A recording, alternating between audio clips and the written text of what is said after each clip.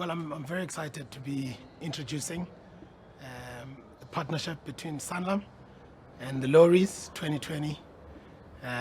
We've been looking forward to this opportunity where we find parallels between what we call creative excellence and financial excellence. And we think there are a lot of similarities.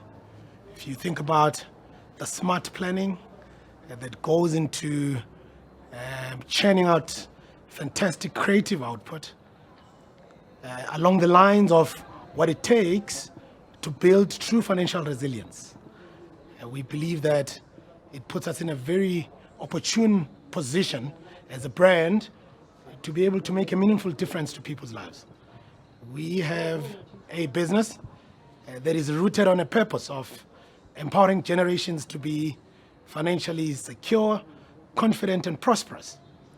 And we think using the catalysts and conduits of creative excellence to be able to help people to have a much better relationship with money could be the sweet spot to really helping the creative community, but the world at large, to be able to view money, to be able to view their ability to have the betterment of life in a very different way. Well, it is to be said that we are the biggest non-banking financial services institution on the continent.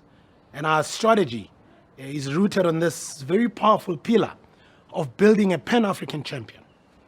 And in this continent, we truly want to help people become better in their own personal lives, but also in their ability to help others to participate in the mainstream economy. And we call this financial inclusion. What is even more exciting for us is the Loeries 2020 theme, which is #CreateChange.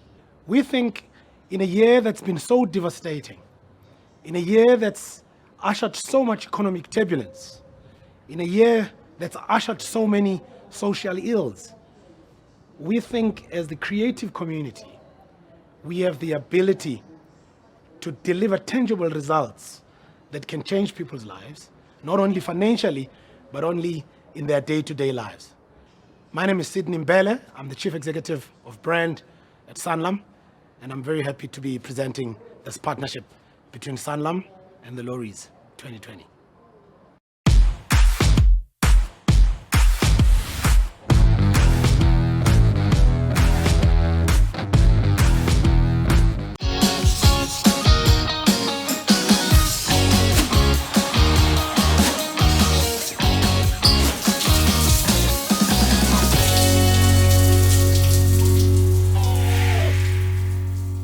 Hi everyone, Sibu here. Very excited to be a part of this panel about planning as a creative.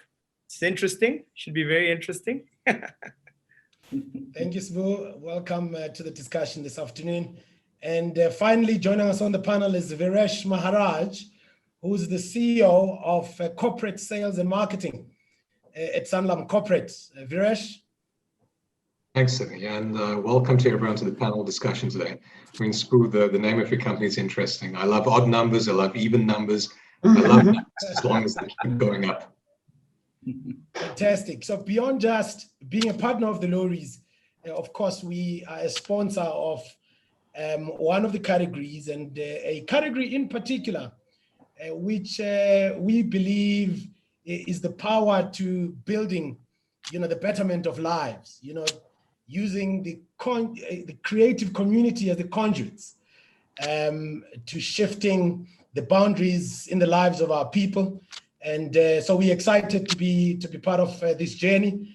And as you've heard from our panel, and a lot of them, in fact, most of them other than Viresh, who represents Sanlam, are founding members in their organization. So we'll talk about, what does it mean to be in a partnership? Because that's also part of planning, right? Pulling together these, very complex organizations that deliver for their clients. What does it mean to be in a partnership? How do you choose a partner? Why does it matter that you invest consideration to identifying the right people? And of course, how you pull that together to ensure that you have a well-oiled machine. We'll talk about planning. Of course, as we've said, we are trying to draw parallels here between the creative excellence aspect of our lives and also the financial excellence part of our lives. And we think there's, some things that we can draw and insights that can help, all of us in terms of how we can take, we can take our lives forward. And of course, we'll hear from Viresh, what are some of the options that are available to help your organizations, to help your people, because the more engaged the people you have in the organization, the more they have a sense of belonging and the more they are productive and delivering even better for their clients. So let's kick off on this exciting discussion. And, I'm going to just start with you, James, and try and explore a little bit on this topic of partnership, because you are a partner, and it's important for us to understand, what does it mean to build such, a significant organization, which after so many years has become really synonymous with excellence in advertising. What attracted you to your partner? How did you get to that to that outcome? Thanks, Sydney. Yeah. Well, I guess the first part about it is having a deep respect for whoever you're going to partner with, I think, and that's where the foundation is. So, firstly, obviously, Alistair is my partner and founding partner of King James, did something I couldn't do. He has a skill and a rare talent that I can't do. I don't have that, but I have a complementary talent which together makes for an interesting dynamic. And I suppose in that choice is a fundamental respect for each other's talent and the ability to be able to understand the boundaries around that talent, so that you don't end up becoming kind of like, I suppose, that overlapping diagram where you have that gray area in the middle where effectively things can go wrong. So the clarity of role, the clarity and respect in each other's contribution, and I'm referring only to a two-person partnership here. There might be more in other organizations, but for us, fundamentally at the core of King James was a two-person partnership. And so I was fortunate enough to work with Alistair for a number of years before we started our own business. So I guess we had understood each other within a bigger corporate structure. We understood and had an opportunity to engage.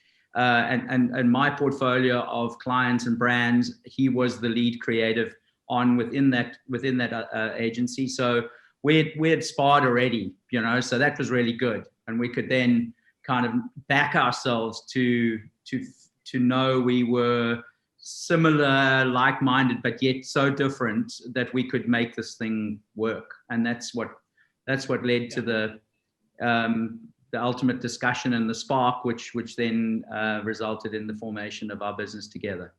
Yeah, that's quite interesting. I mean, you talk about being complementary to your partner, and I'm sure, this differs from, partnership to partnership. Sbu, let me draw you in here, and try and get a sense from your perspective. It's how important it is to finding a balance in what you and your partner, are each bringing to the table. Yeah, I mean, the balance has really helped us because I think James did touch on it. We take care of different aspects of the business, and we trust each other to take care of those aspects of the business. We don't really meddle in each other's things, although we do use each other as a soundboard pretty much all the time. So I guess the balance is a mutual respect for what we both bring to the table, but also, interestingly enough, there is a reliance to use each other as sounding boards on some critical decisions we might be making in the various aspects of the business. Interesting. Let's just bring it to kind of daily life. Let's kind of the things that we can relate to. Mona, how did you meet your business partner? So I have a very different journey in terms of starting Riverbed. What I found quite interesting about this, amazing invitation is, I'm reading here, there's no king without James and Tola without Swu. I pretty much started Riverbed as a lone rider, and I think what's amazing about this platform is that it does bring to light the importance of partnerships. So for a long time, I really ran Riverbed on my own, and so the search for the right kind of people is something that took a bit of time. You have to, obviously, at least from my point of view, I had to grow the business to a particular point before I really started looking for the right people to join. And so I'm really pleased that, over time, I've been able to bring on partners and really a strong leadership team. I've got Bridget Johnson, who's our ECD, who's really changed the game from a creative perspective. And I think that's testimony to the need of partnerships and people that you can partner with that do bring various things to the business.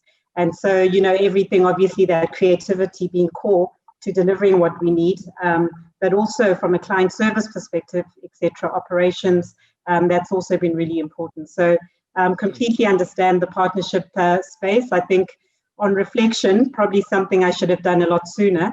But, I think we're here now, and it's working well. They always say, Mona, we are where we should be. So, absolutely. So you are doing just fine, and you continue to inspire many of us. Let me get a different side to this coin, because, all of you are founding members and running, sizable agencies.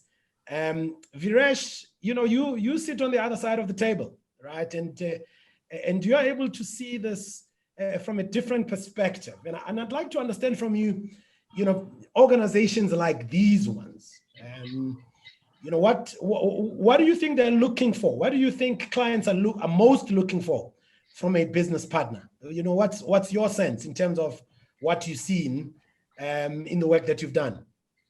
Sydney, thanks. Before I answer your question, look, unfortunately, I'm not a founding member of a business, but having a wife now of 13 years, I understand what it's like to be in a partnership. So I can fully appreciate the comments being made around complementary skill sets and being able to work together as you build a life. And then that's the frame of reference I've got at a personal level. But I think one of the learnings from a personal level also bleeds across into the commercial landscape. And that's specifically that your interests need to be aligned. It's very hard to be in a partnership where your interests are completely divergent and you're not in there for each other. And in the business environment and in the success that we've had in executing a number of successful partnerships, it's around understanding the individual or the organization at the other end of the table and being able to have candid conversations in order to not just try to sell what it is you're trying to sell, but actually understand what their specific needs are, what makes them different, what are the nuances around their situations, and being able to find ways to help each other and to be able to continue that conversation through the thick and the thin. Through the thick and the thin. And I think it's important to kind of, remind our viewers and anchor the conversation here. And you've just prompted that for me. We are talking about, the parallels between financial excellence, which requires, by the way, good planning, which requires good partnerships, right? And also creative excellence, which interestingly requires good planning, but also good partnerships. And that's why we're talking, to these legends who've kind of walked the journey in identifying those partnerships. But I want to kind of slowly and seamlessly, transition to this idea of planning, and then we will end up at some point talking about what it means for our people in our organizations. And I want to draw, in Monalisa.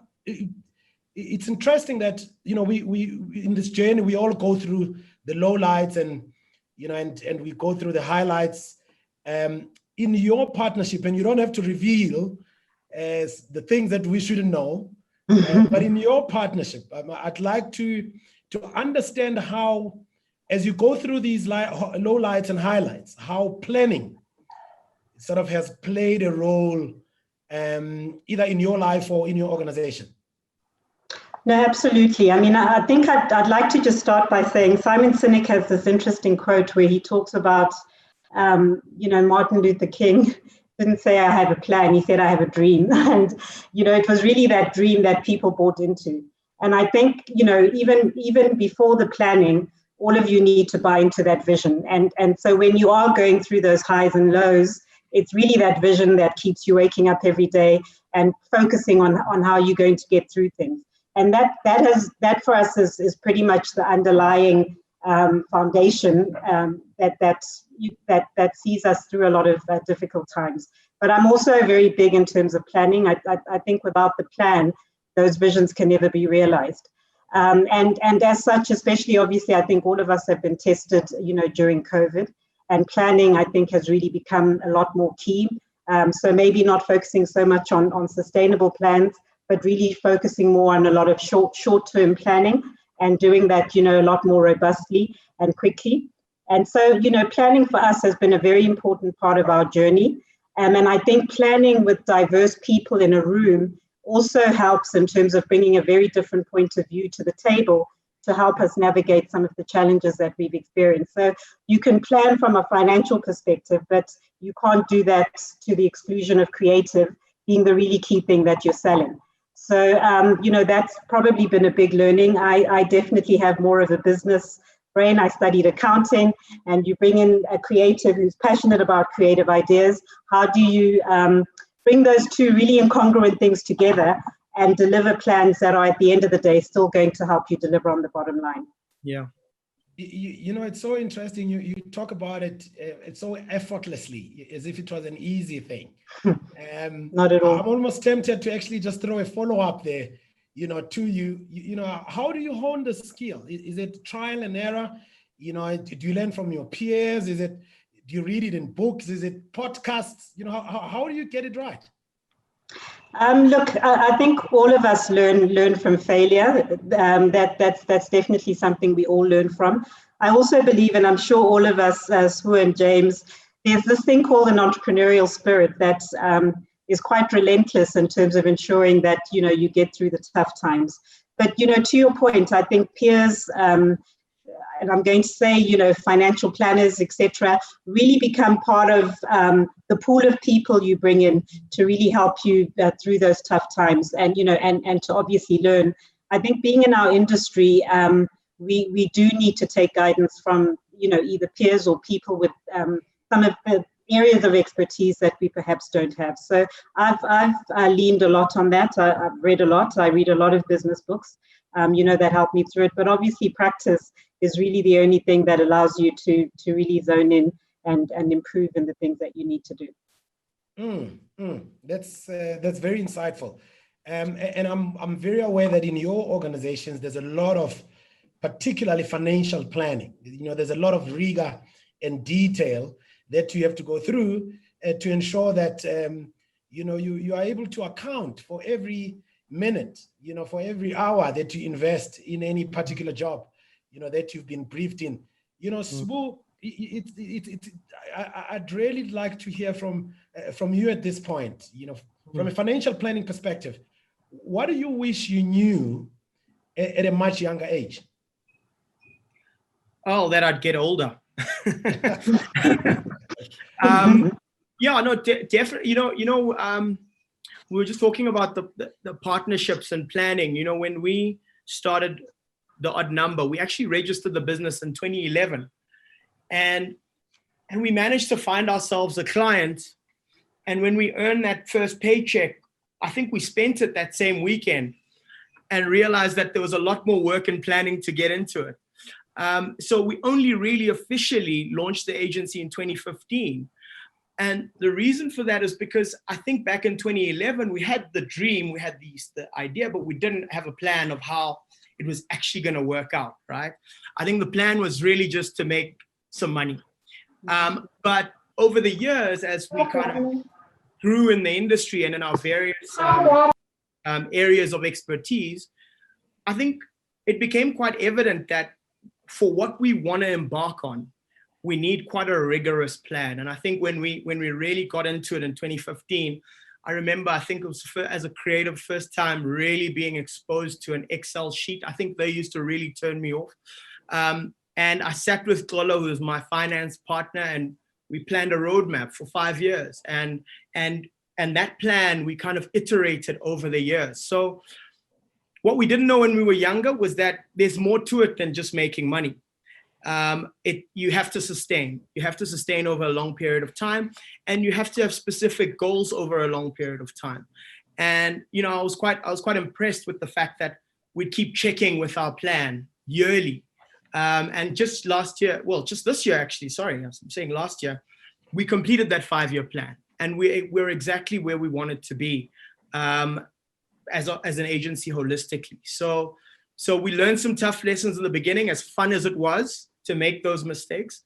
But I think when we really decided to put our heads down and plan properly, we started seeing the measure of having a decent plan in place. Wow, that's fantastic.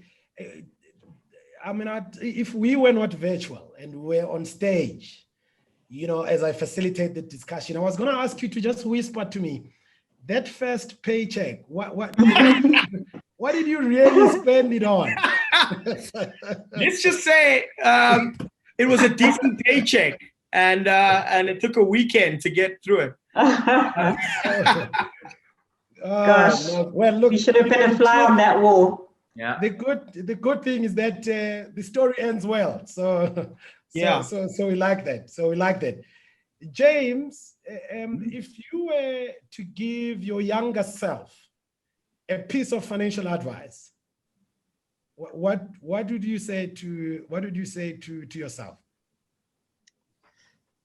Yeah, Sydney, probably. So specifically, and by the way, I'm asking this question. Yeah. Because I recognize that in these organizations that you run, all of you, there's a lot of young people who are dealing with a lot of kind of getting used to first paychecks and of course trying to build a life. So I think that question is important from that perspective. Yeah, and I think it's a well-trodden space, because we all were guilty of it. It's start early and start small. That's kind of where you want to go, so that you at least are building. I think that age-old lesson of compound interest that you only ever learned way later in your life, when you should have been applying it right in the early stages. I think those are kind of lessons. I mean, we didn't really get into the more sophisticated idea of even affording ourselves a pension plan.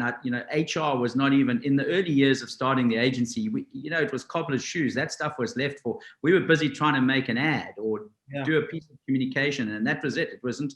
We weren't building this robust and kind of well-oiled complex with multidisciplinary sort of roles. So a lot of that stuff, Sydney, I don't think we even kept a leave register, and for the first couple of years. So we didn't take leave. We took leave when we were really exhausted. So I think that was the kind of way it flowed. But I think certainly in a personal sense, I've always felt that that starting early, starting kind of with the smallest amount you can afford to just get by without is probably the most sound advice. It's certainly the advice I give to my kids, because I think that you can't claw it back.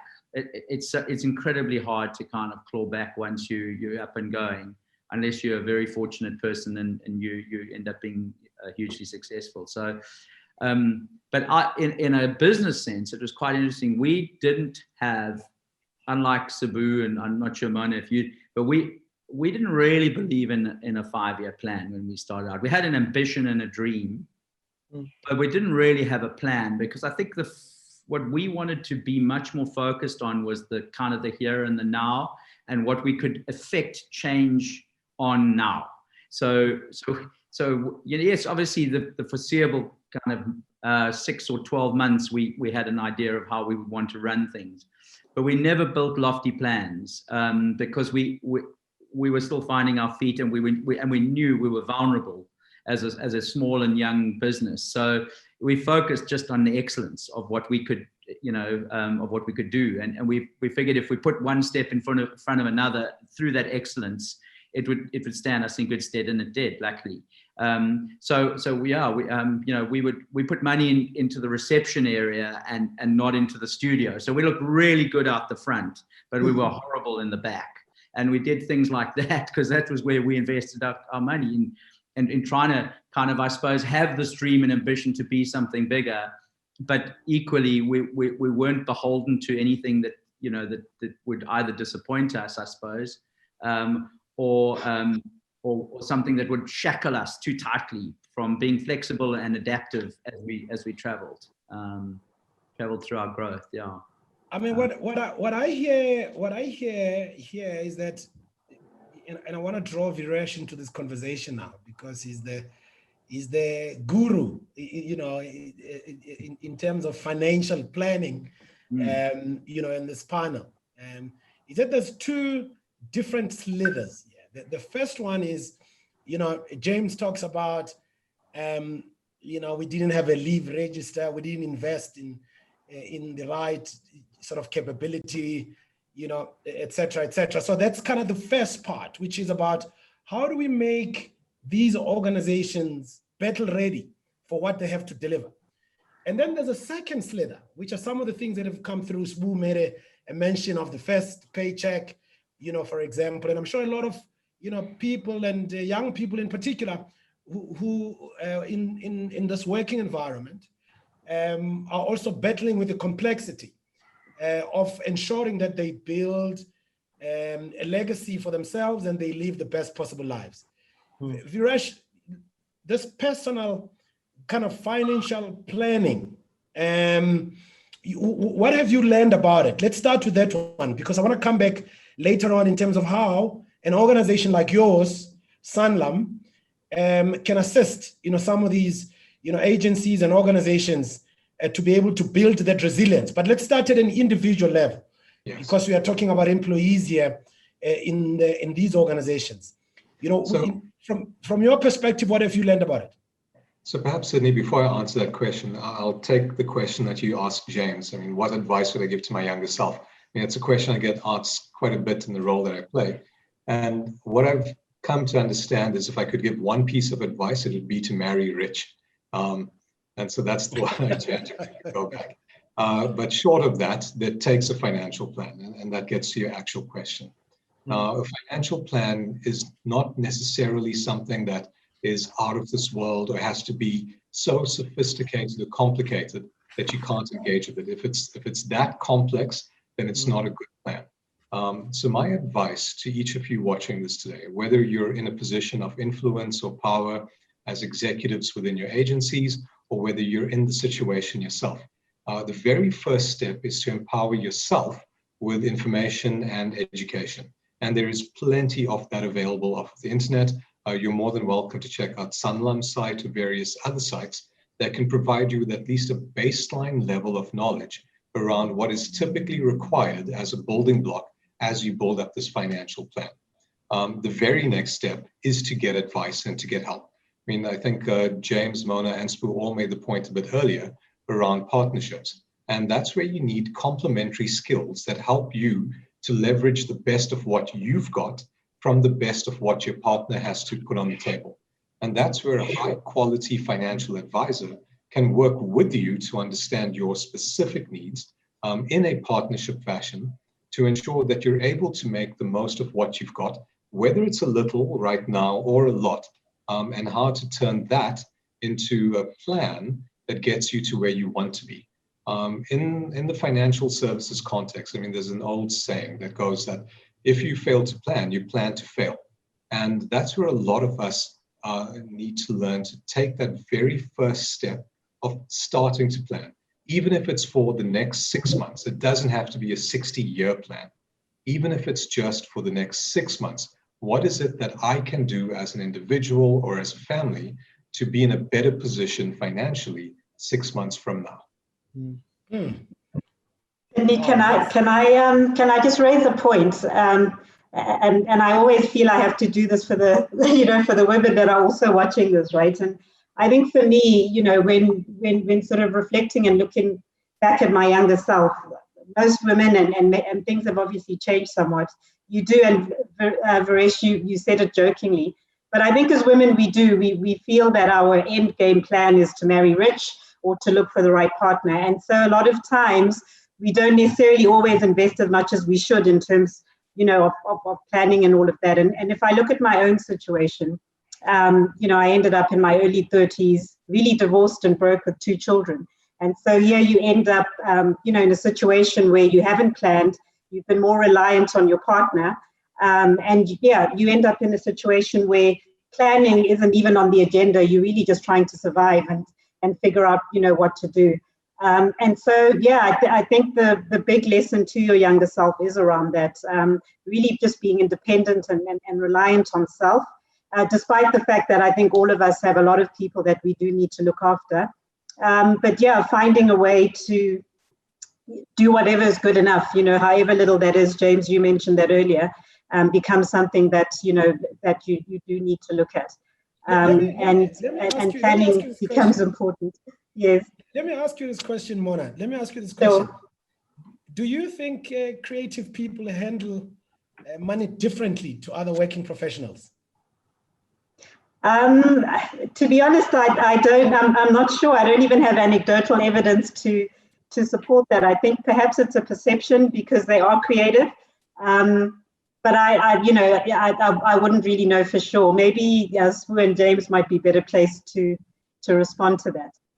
Yeah, I think that is an interesting question.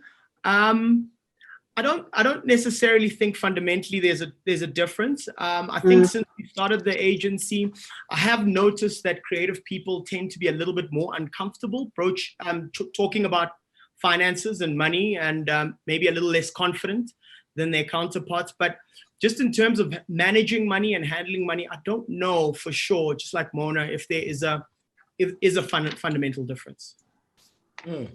I think James, any thoughts? Yeah, I think it's about focus. It's about what excites you. I think whether you're financially minded or business minded or you're creative, I think there are similarities that you would. I mean, Alistair, for instance, is very interested in the financial aspects of our business, but he would rather be sitting writing an ad than be worrying about where the financial aspect of the business is. And I can't, I can have a go, but I'm certainly not going to create anything to the excellence that he will. Mm-hmm. So I think it's about your area of discipline.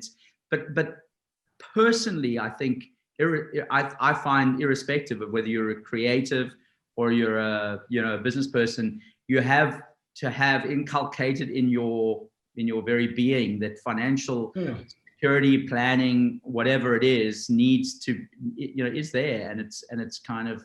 Therefore, but James, your industry is known for very high staff turnover, which means that a lot of assets in the way that we talk about it, whether it's people cash out their provident funds as they move, kind of from one entity to another.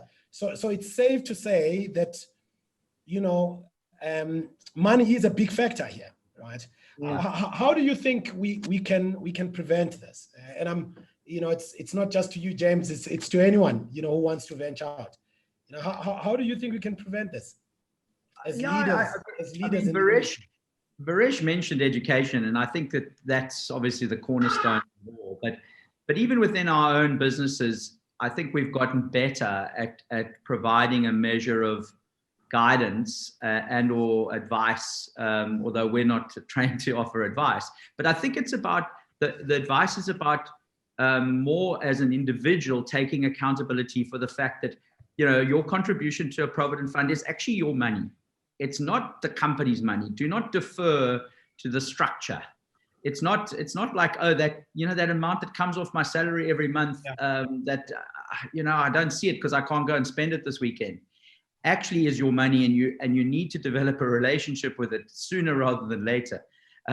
So, you know, I think that's that for me has always been the advice I would give the, you know, younger guys in our business who aren't, you know, you aren't perhaps really engaging on those issues.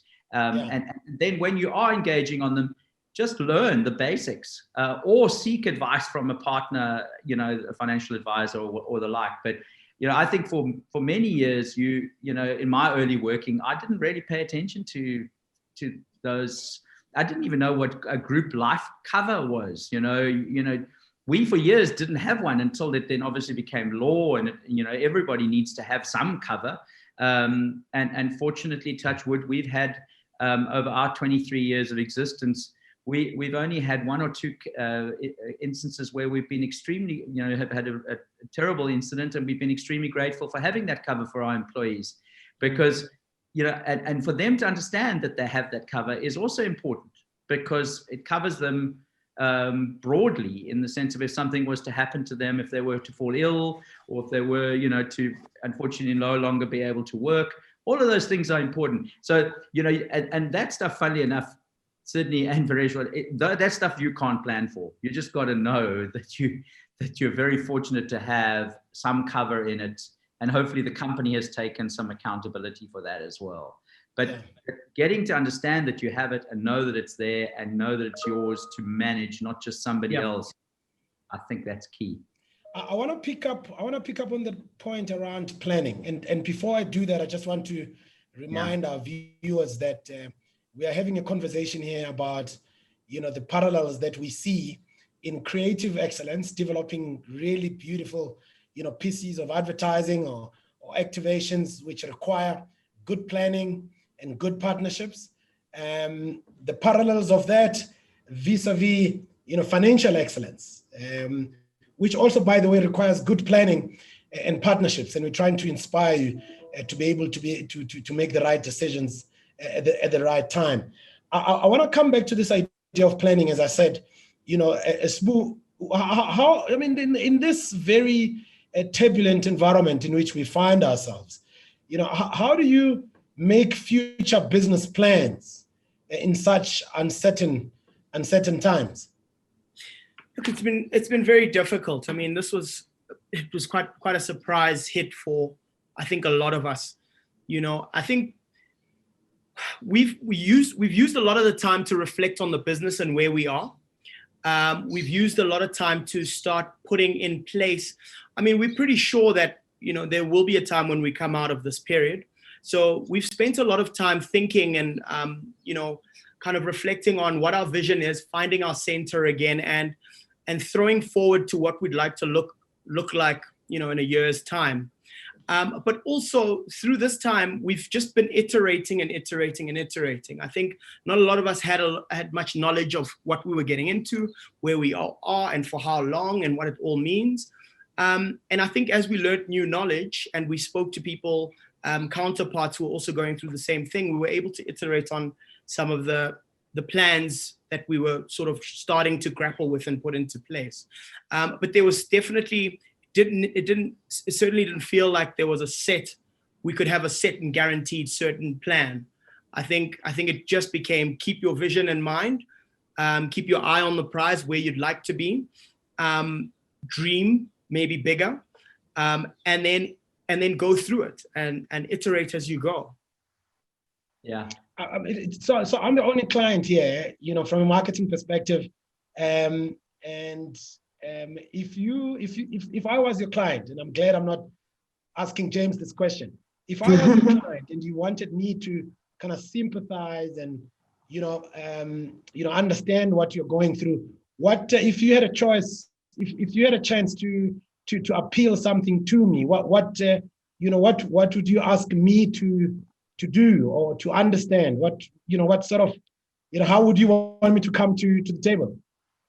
Well, I'd want you to understand that your agency is as concerned as you are. I think a lot of clients tend to think that, we're sitting there and we're looking out for ourselves. But the reason we start these businesses is because we want to be of value and of service to the clients that we have. And there's no greater success or no greater satisfaction than seeing your clients come out on the other side of something that, was very uncertain, very worrisome, and, could have upended their business as well. So I think the main thing a lot of clients should understand is that we walk this journey together, and we're just as concerned, and we're thinking as much about your business as you are.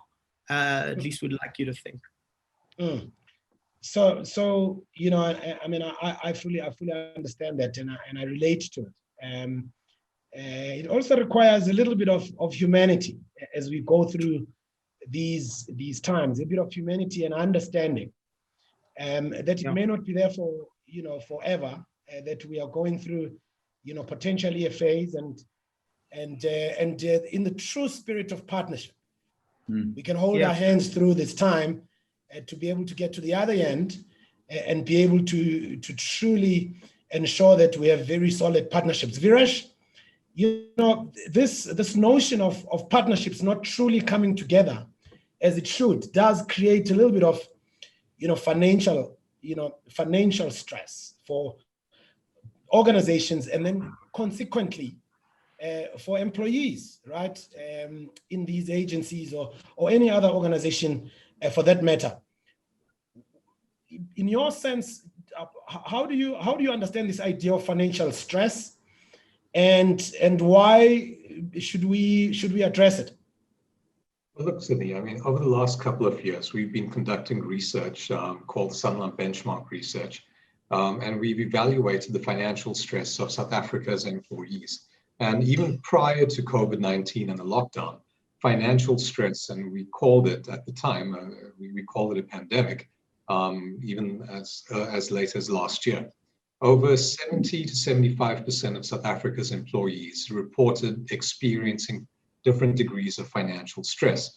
Now, this can be defined as the negative emotions associated with not being able to meet one's financial obligations. And it shouldn't come as a surprise to any of us on this call that South Africans, whether at creative agencies or at law firms or at universities, have an issue with debt. Debt is the number one issue facing South Africa's employees and is the most significant cause of financial stress in our country. And being able to address this, being able to address the needs of your employees who may not know how they're going to make ends meet by the end of the month, whether they'll be able to keep up with their debt payments, is an issue that is not exclusive to creative agencies. Perhaps relating to your earlier question about whether creatives manage money differently to others, I can assure you, having done the research at universities, where you've got PhDs and masters roaming the halls consistently, even they do not manage money well. It is a South African issue. It is not limited to any particular space. Now, why should we as employers care about it? Well, you'd very much appreciate that if you're distracted, if you are stressed, the opportunity to be effective, the opportunity to be creative is diminished. And we know the difference between good stress, the energy levels that come from meeting a deadline and from being creative, and bad stress, where you're worried around how you're going to make ends meet. And that's where financial stress, I can either enable or disable a creative outcome. So as we draw to a close, Viresh, let me ask you the final question before I give the rest of the panelists an opportunity to share their closing comments. How can Sanlam Corporate help in this regard? Well, thanks for that, Sydney. Look, in the spirit of partnership, which we've been discussing through the course of this slot, we would wish to partner with the various agencies and individuals that are participating here today. So you'll find my contact details on screen in front of you. And while we haven't spoken about any particular product or solution right now, I can assure you that Sanlam has the most comprehensive and effective range of employee benefits, as well as broader financial services available to enable yourselves as employers, but more especially your employees, to be more financially resilient and secure. So should you wish to take this conversation further, please feel absolutely free to get a hold of me via my email on screen, and we can put you in touch with the exact professional partner who can complement your skills with their expertise. Thank you very much, Viresh. Let me ask final sort of comments to our panel, and it's really just one question to all of you, just briefly. You know, we normally talk about our staff or our employees kind of as the greatest asset of our organizations, and that we must invest in them. If there was just one thing that you would recommend we do to invest in our people, what would it be, Jimmy? Yeah, I just think it's invest in them feeling they're part of a culture that resonates. For me, in that culture must be obviously empowerment as a cornerstone, so they feel empowered to be able to take charge and to contribute. So for me, that's fundamental in building a team effort and an effort that everybody feels that they are able to contribute towards. Great, thank you so much, Jimmy, and thank you for joining us.